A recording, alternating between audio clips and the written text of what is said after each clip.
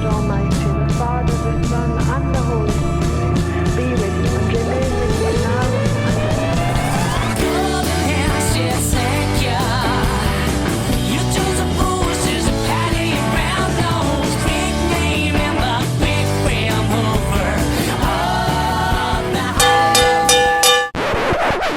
Hi there everyone, Jack here again at the Vinyl Voyage. Thank you so much for tuning in. I hope you're well and ready to get in about some neo-psychedelia, and in particular neo-psychedelia from the 80s and early 90s. Now, all the bands that I'm going to talk about today are fairly unknown. There's two of them that are a lot more well known than some of the others. However, all of these albums I would consider kind of cult classics. So, with that in mind, let's get straight into it. For all the heavier psychonauts out there, get a bit of Sundial and Other Way Out from 1990. So if you've not heard Sundial before, they are a kind of one-man band type band led by Gary Ramon, much the same as the Beavis Frond as Nick Salomon. Sundial is Gary Ramon. They're still going, still putting out albums sporadically, but this was their debut album, or Gary Ramon's debut album, and probably his best album as well.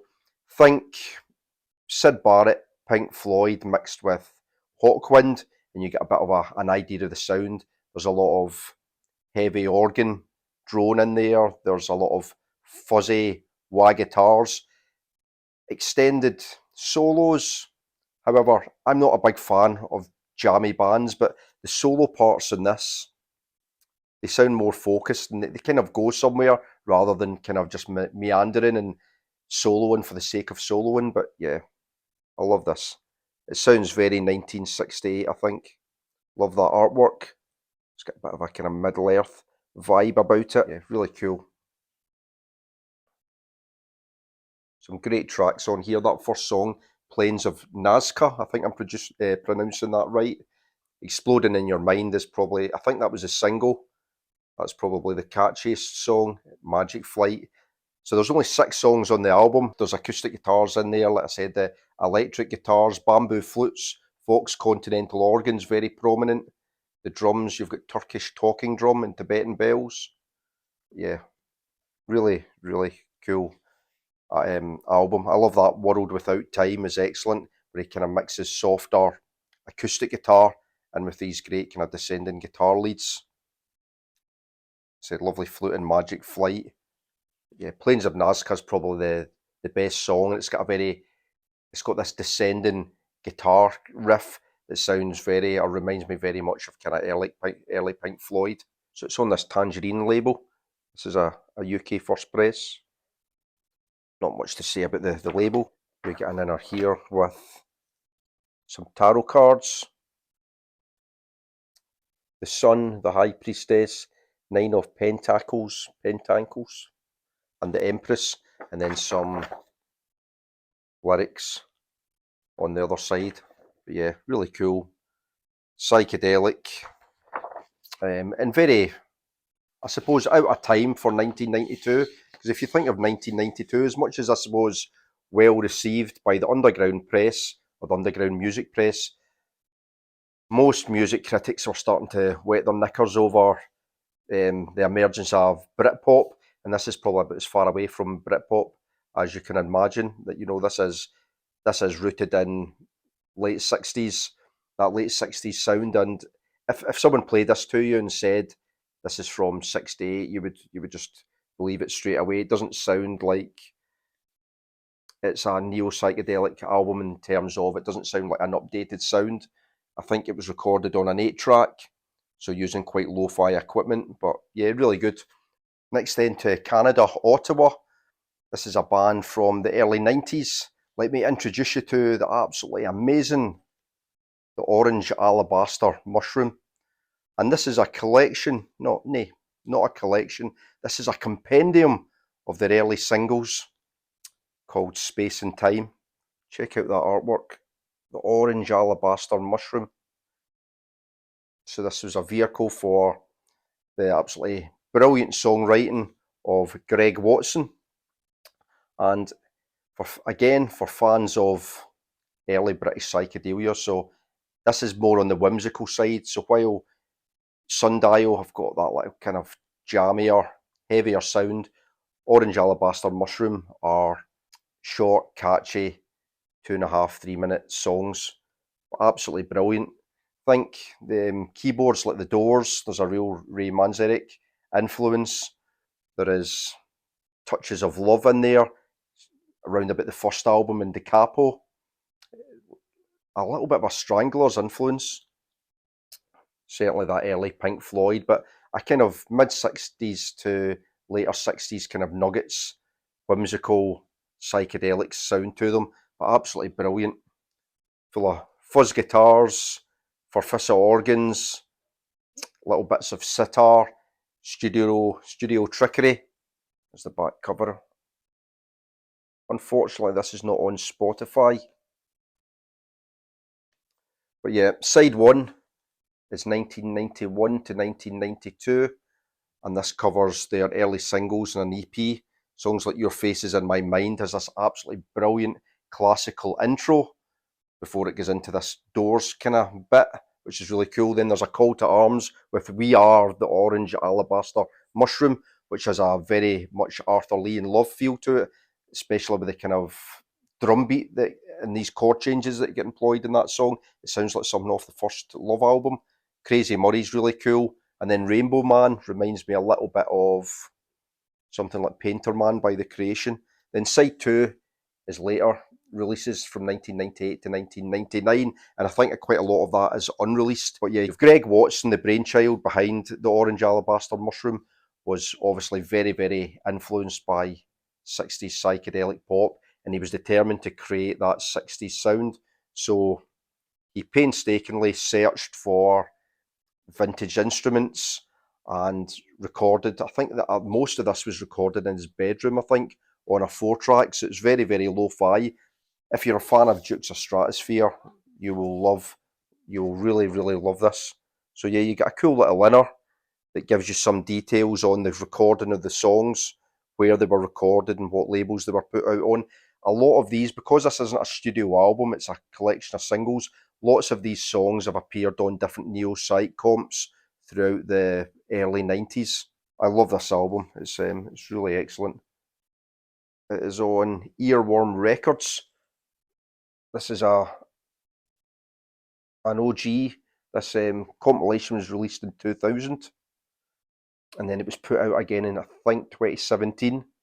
Yeah, managed to get an original copy of this. I've been after this for ages, and yeah, I got it a few weeks back.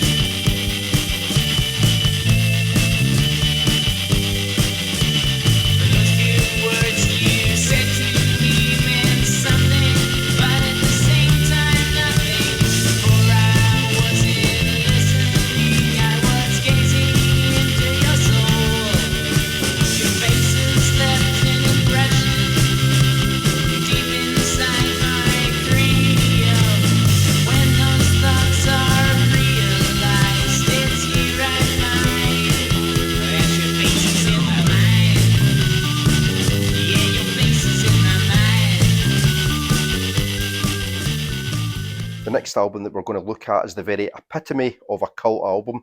It's from 1980, the very start of the Neo-Psychedelic movement, and it's from Bob Trimble. The album's called Iron Curtain Innocence. And yeah, this is tremendous, an absolutely brilliant album. But what makes it such a cult album? Well, Bob Trimble put the album out independently. There's a bit of a dispute as to whether there was 300 copies made or 500, but whatever, there was barely any copies of it made. Bob Trimble was from Worcester, Massachusetts, and I believe that he didn't play out of his own kind of immediate area, so he wasn't known to a bigger audience. The songs on here are amazing. It's absolutely criminal to think that there was only 300 to 500 albums put out or copies of the album put out, because the songs on here are amazing. So it's a bit of a kind of mixture of, what would you say, psychedelic rock, bit of folk psych in there as well, but and kind of classic songwriting as well. As much as this is seen as a loner album, or what do they call it, outsider music, the songs on here aren't outsider. They don't sound like outsider music. It doesn't sound, it's not an inaccessible album. The songs are very, very, very well written.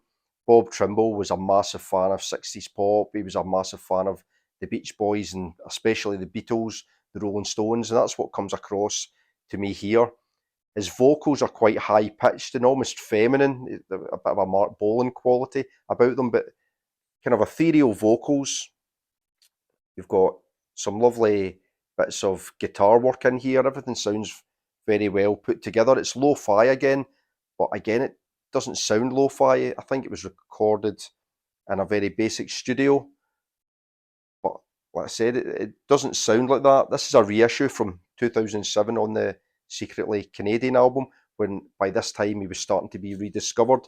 But like I said, it's the songs that sell it to you on this Glass Menagerie Fantasies. Is brilliant. It's such a kind of psychedelic vocal line to it. Night of the Asylum is another psychedelic beauty. It's got, I think, samples from The Wizard of Oz. You've got this kind of witch cackling and all these like kind of sinister sounds going on.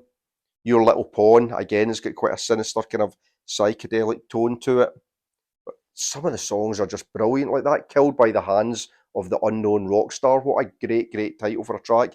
Killed by the Hands of an Unknown Rock Star. Like if that had been written by Pete Townsend or John Lennon, it would be in like Rolling Stone's greatest 500 songs. A beautiful song, and that's not overly psychedelic. It's just more of a kind of classic rock song. Through My Eyes, Hopeless as Hell. 1 Mile from Heaven is brilliant as well. Secretly Canadian. This is what the hype sticker says. Bob Trimble, Iron Curtain Innocence, a delicate, unsettling dip into a boiling pool of subconscious imagery and otherworldly pixie vocalism. The best tracks cause ripples in the space-time continuum. If that's not psychedelic. Bob Trimble's first album appeared like a ghost that had slipped through reality's curtain, impossible to place inside any rational context. The music and voices seem to have been created inside your head, and indeed, maybe they were. Like I said, the biggest thing with this album is the quality of the songs. The songs are fantastic, really, really good. And it seemed like, as much as it's a psychedelic album, his next album, Harvest of Dreams from '82, is brilliant as well. But yeah, he seemed a bit of an oddball. That the backing band who play on this, or is that on the next album? They were called The Kids, and his backing band was basically made up of 12-year-olds, which is a bit strange. But yeah, if you can get a copy of this album, pick one up. I think originals go for like over £1,000. They're mega expensive, but you can pick up a reissue for, I don't know, I think I paid £20 for this. But absolutely brilliant stuff. So before I show you the next album, I'm going to tell you a short story connected to the band that recorded that album. So for those of you that have watched my channel for a while, you know that from time to time I buy record collections and I keep a little for myself and sell the rest on. And on occasion, I buy the hi-fi equipment as well. So on one occasion, this is about 2 years ago, I had a turntable for sale, and I get contacted by an old lady who had a bit of a distance. I don't really know why she was after this turntable, because there must have been ones closer to her, but she sent me a message asking if she could buy the turntable, and I said, yeah, not a problem. She had about a 45-minute drive to get to me, and I said, well, I'm working, you can come on the weekend if you want, and you can check it out. So we agreed that, and she came at the weekend and she had a look at the turntable. And as we had agreed on a price, it was a cheap turntable, it was maybe about £30. We had agreed at a price, and then she said, could I just try it and listen to it before I take it away? And I said, well, I don't have it hooked up, I don't have an amplifier to hook it up to, or speakers. And she said, oh, can I not just put a record on it and play it? And I said, I'm sorry, it's not like one of the suitcase record players. You would need an amplifier and you would need speakers if you wanted to test it. She said, oh no, I'm so sorry, I've wasted your time. I don't have any of those things. And oh no, I thought I could just play records on it. I said, I'm really, really sorry. You've not wasted my time, but you know, if it's not what you're looking for, then it's best to leave it.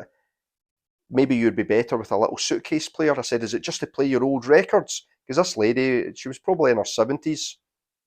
And she said, oh, no, it's my son's a musician. And whenever he records an album through the years, he's always given me advance copies. She said, I've got lots and lots of records in the house and I don't have anything to play them on. I said, oh, it's really interesting.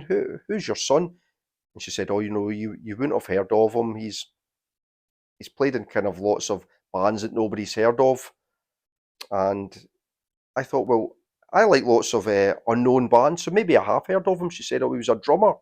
He was a drummer in a band called Spacemen 3. Everybody called him Roscoe, but his name's Sterling Roswell. And I said, oh, wow, can't believe that your son's Roscoe, who was in Spacemen 3. That's one of my favourite bands. And she was really happy that I'd heard of them.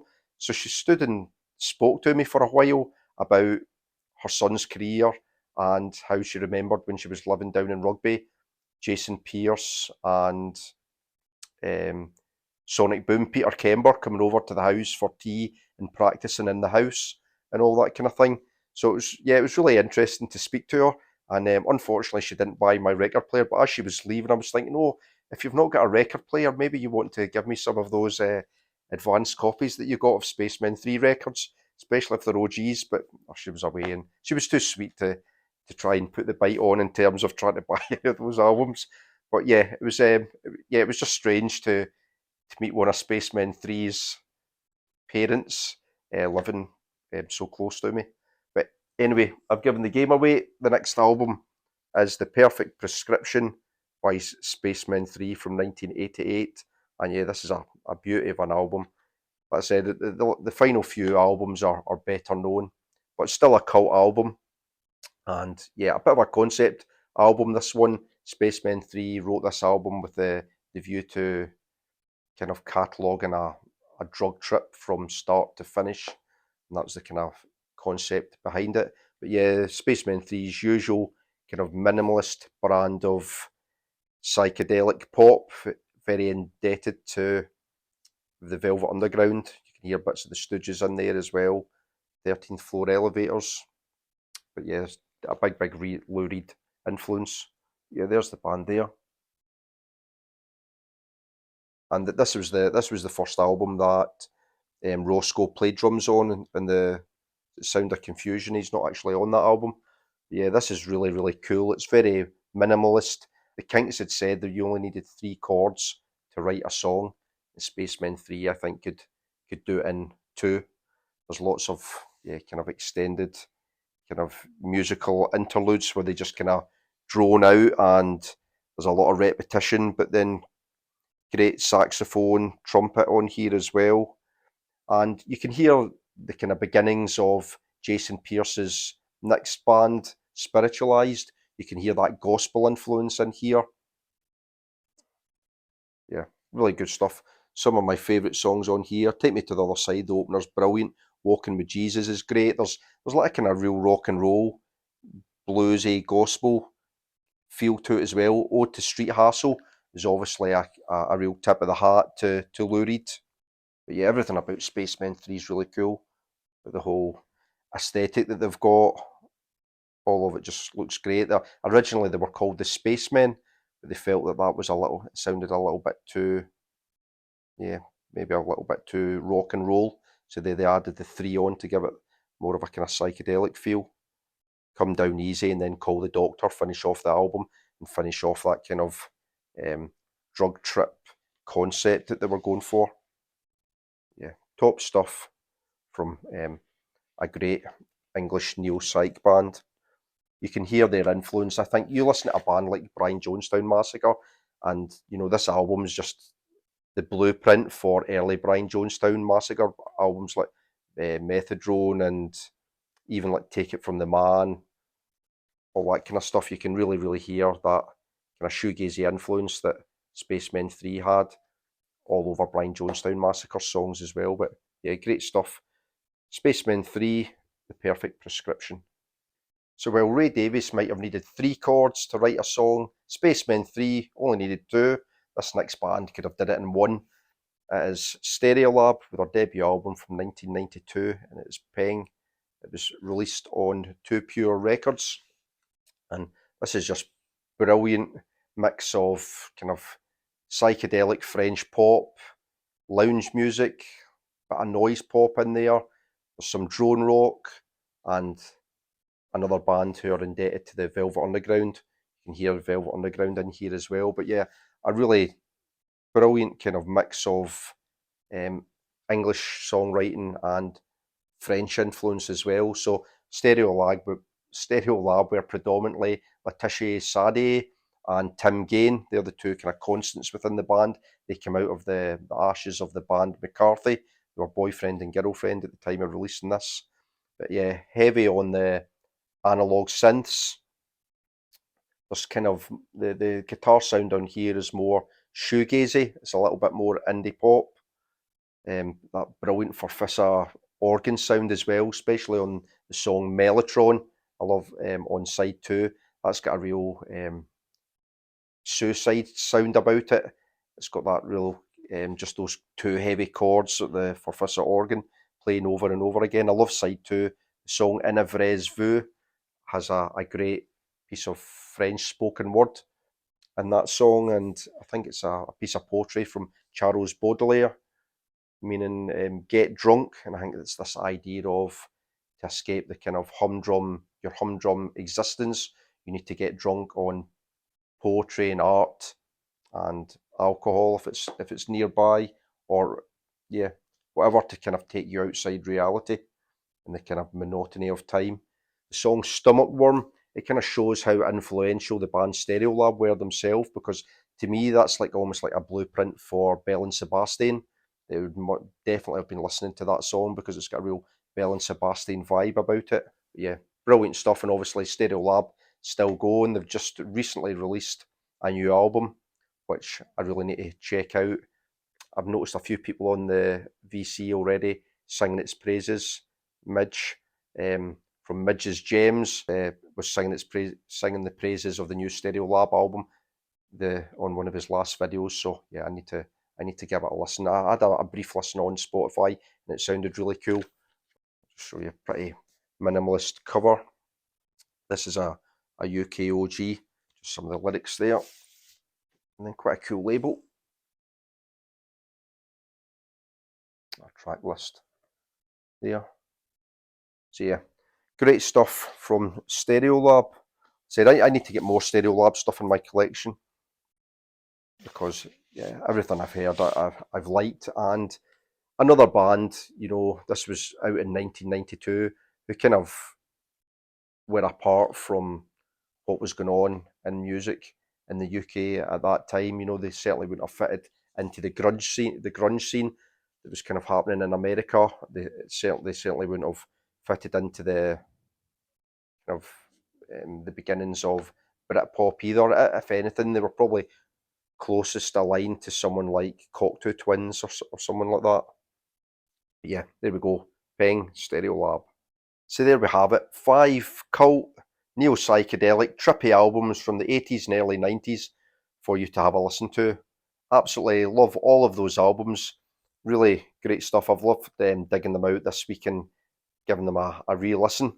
Next week, I'm not sure what I'm going to do. I think I might go back in time and look at more classic psych, something like that, or maybe do another neo-psych video. But yeah, I hope you enjoyed that.